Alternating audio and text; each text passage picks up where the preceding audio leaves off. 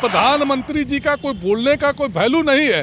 प्रधानमंत्री जी को पटना में रोड शो करना पड़ रहा, इससे ज्यादा निष्ठा की और क्या बात हो सकती है। 2 करोड़ लोगों को मैं नौकरी दूंगा, क्या किसी आदमी को नौकरी मिली? हिंदू खतरे में है, हिंदू खतरे में है। ये सिर्फ डिफलिसबाजी करके झूठ सच बोल के जनता को भ्रमित करते हैं। माली वो अच्छा है जिसके बगीचे में किस्म किस्म का फूल हो, माली वो अच्छा नहीं होता जिसके बगीचे में सिर्फ कमल का फूल हो। नमस्कार, आप देख रहे हैं दर्श न्यूज। मैं हूं ज्ञानेंद्र।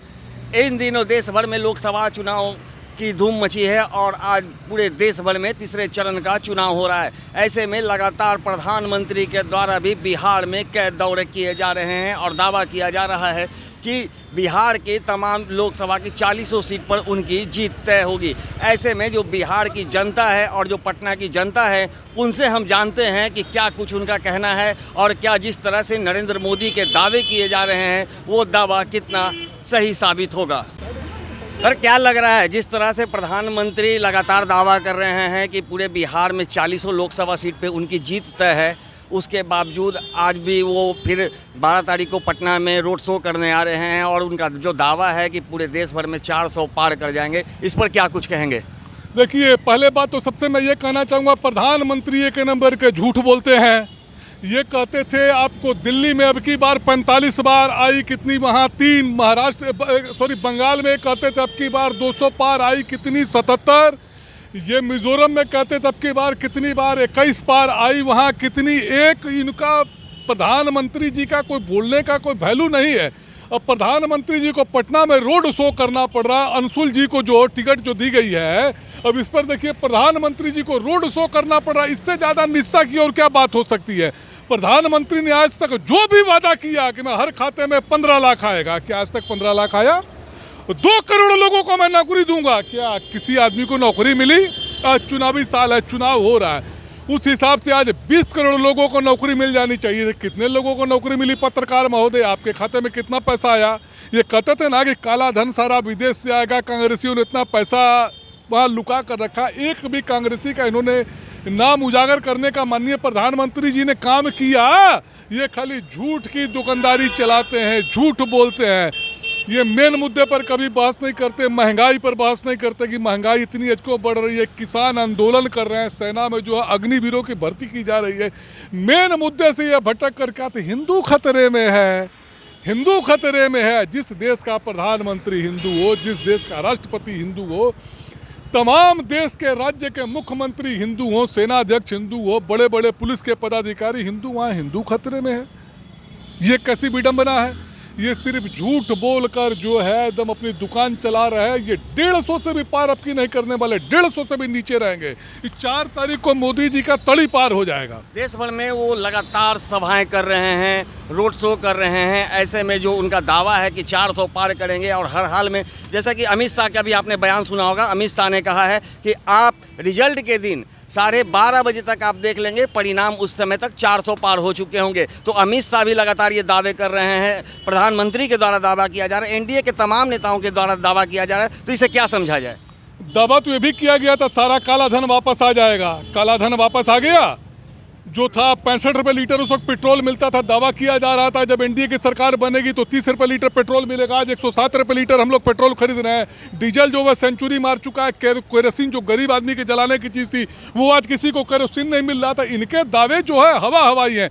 आपने बचपन में बाइस्कोप देखा था कभी, जिसमें दिल्ली का लाल किला दिखाया जाता था, कुतुब मीनार दिखाया जाता था? जो बुजुर्ग लोग हैं उन्होंने देखा होगा। तो 10 पैसे में दिखाया जाता था, आंख बंद करके देखा जाए, लकड़ी की पेटी था। तो वही ये बाइस्कोप दिखा रहे हैं।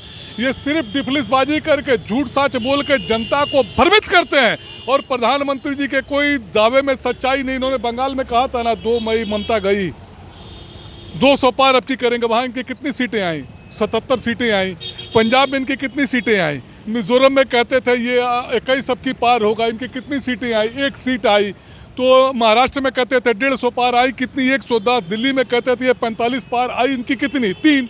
तो ये इनके दावे सब हवा हवाई, ये झूठ की दुकान चलाते हैं, नफरत को फैलाते हैं। माली वो अच्छा है जिसके बगीचे में किस्म किस्म का फूल हो, माली वो अच्छा नहीं होता जिसके बगीचे में सिर्फ कमल का फूल हो। अब कमल के फूल का मुरझाने का समय आ गया है। रात होती है ना तो कमल का फूल बंद हो जाता है। इनकी 10 साल इनकी जो है, इन्होंने राज कर लिया, अब इनके जाने का समय आ चुका है। सर एक सवाल आपसे है कि वो लगातार बिहार का भी दौरा कर रहे हैं और बिहार में लगातार आप देखेंगे कि लगातार वो कांग्रेस और आरजेडी पर हमलावर है, खासकर लालू परिवार पर। क्या लग रहा है कि लालू परिवार से एनडीए डरी हुई है? बिल्कुल डरी हुई है। लालू जी हमारे भीष्म पितामह हैं, वो जिधर खड़े हो जाएंगे वो किंग मेकर है। उन्होंने बहुत से लोगों को प्रधानमंत्री बनाया, जैसे उन्होंने देवी गौड़ा जी को बनाया, आई.के. गुजराल को बनाया, उन्होंने बहुत लोगों को प्रधानमंत्री बनाया। लालू जी किंग मेकर है, बिल्कुल उनसे डरे हुए। सारे विपक्ष को एक मंच पे लाने की वो कैपेसिटी लालू जी में है, और सारे विपक्ष को एक मंच पे लाकर 5 तारीख जो 4 तारीख का जो रिजल्ट होगा उसके बाद देखिएगा इंडिया गठबंधन की सरकार बनेगी। 4 मई को मोदी तड़ी पार हो जाएंगे। मोदी अब दोबारा आने वाले नहीं। देखिए जब से भारत आज़ाद हुआ इनको कितने साल लग गए दिल्ली के लाल किला पर झंडा फहराने में बीजेपी वालों को। ये तो इतने झूठे वादे किए गए, सारा काला धन आ जाएगा, पेट्रोल 30 रुपये लीटर मिलेगा, गैस सिलेंडर 150 का हो जाएगा, आप रेल पर चढ़िएगा आपको पैसा नहीं लगेगा। उसके बाद इनकी सरकार है, 10 साल में इन्होंने क्या किया? सिर्फ हिंदू मुस्लिम को आपस में लड़ाया, सिखों को लड़ाया, और इन्होंने क्या किया? ये बस भाई भाई को लड़ा कर बस राज करना चाहते। इनकी ये फूट डालो राज करो, ये बेसिक मुद्दे पर बहस करें। आज पेट्रोल क्यों इतना महंगा है, डीजल क्यों महंगा है, गैस सिलेंडर क्यों महंगा है, बिजली क्यों महंगी है, खाने की सामग्री क्यों महंगी है, इस पर ये डिबेट नहीं करते। ये बस हम राम को लाए हैं, हमने राम मंदिर बनाया है, हिंदू मुस्लिम को बस लड़ाई कराते हैं। प्रधानमंत्री को ऐसी भाषा का प्रयोग करना चाहिए कि मंगलसूत्र आप लोग के बिक जाएंगे। ये प्रधानमंत्री की भाषा शोभनीय भाषा है।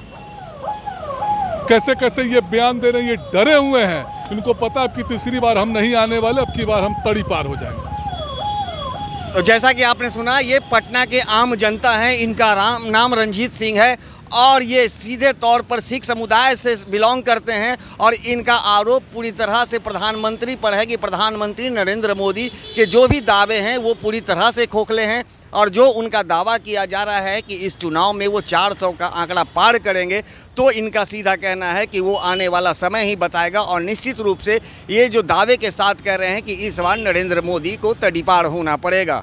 दर्श न्यूज़ के लिए ज्ञानेंद्र की रिपोर्ट।